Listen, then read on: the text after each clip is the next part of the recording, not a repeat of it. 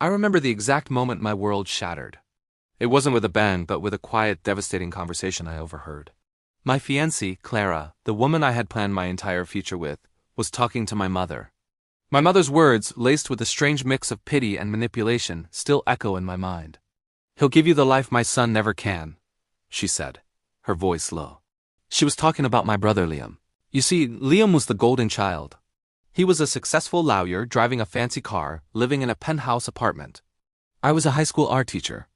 I didn't make a fortune, but I loved my job. I loved inspiring kids, seeing their creativity blossom. Clara always said she admired my passion, that my heart was what she fell in love with, not my wallet. Apparently, my mother had a different set of priorities for her. The wedding invitations had already been sent out. Mine and Clara's names, beautifully calligraphed on expensive cardstock. We had picked out the venue, a charming little barn in the countryside. I'd even started hand-painting small canvases as wedding favors for our guests. Every brushstroke was filled with love for Clara, with excitement for the life we were about to build. A life I thought we both wanted. But my mother saw things differently. To her, my passion for art was a hobby, not a real career. She constantly compared me to Liam. "Look at your brother," she'd say at family dinners. "He just bought a new summer home. When are you going to get serious about your life, Mark?" I used to laugh it off, telling her I was perfectly serious and perfectly happy. Clara would squeeze my hand under the table, a silent show of support. Or so I thought. The conversation I overheard wasn't a one-time thing. It was the culmination of months of subtle, poisonous whispers. My mother had been systematically eroding Clara's confidence in me and our future. She'd take Clara out for expensive shopping sprees, funded by Liam. She'd casually mention how Liam was looking for a partner to share his travels with, knowing Clara always dreamed of seeing the world. She painted a picture of a life of luxury and ease, a life with Liam, and contrasted it with a life of struggle and mediocrity, a life with me. When I finally confronted Clara, she couldn't even look me in the eye. The tears streamed down her face as she admitted it. My mother's words had gotten to her. She was scared.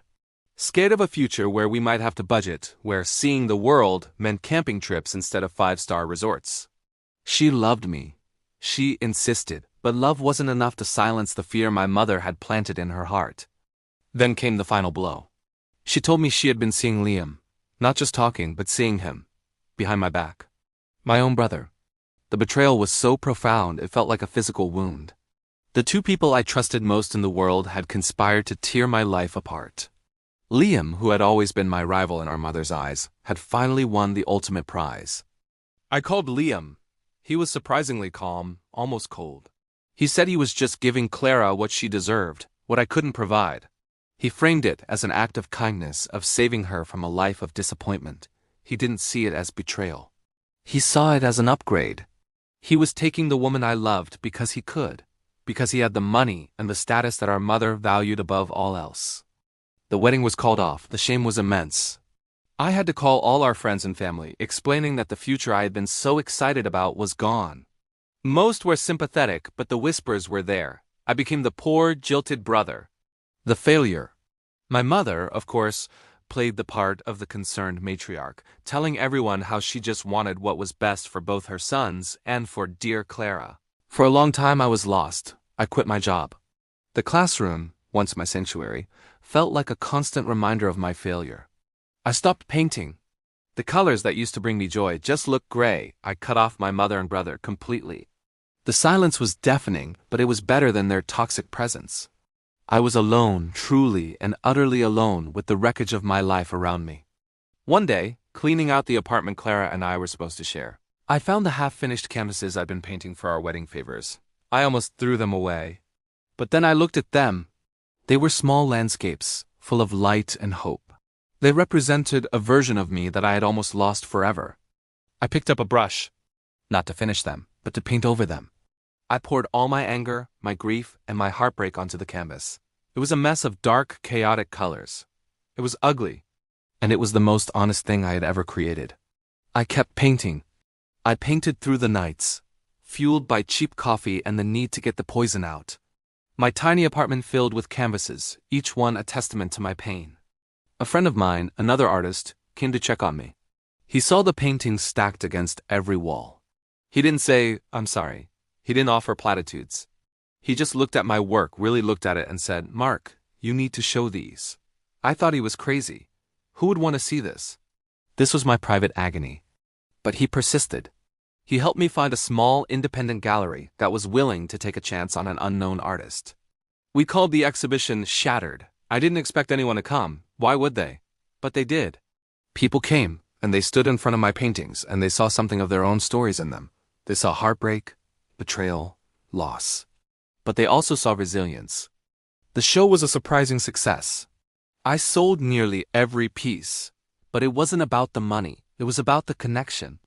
It was about strangers telling me how my art made them feel understood. For the first time since everything fell apart, I didn't feel alone. My art, born from the deepest pain, was healing me. It was giving me a new purpose. A few months after the exhibition, I received a letter. It was from Clara. She wrote that she and Liam were married. She said my mother had planned the whole wedding, a lavish affair that was everything she had ever dreamed of. But she wasn't happy. The luxury felt empty. Liam was always working, always chasing the next deal. He gave her a beautiful house, but not a home.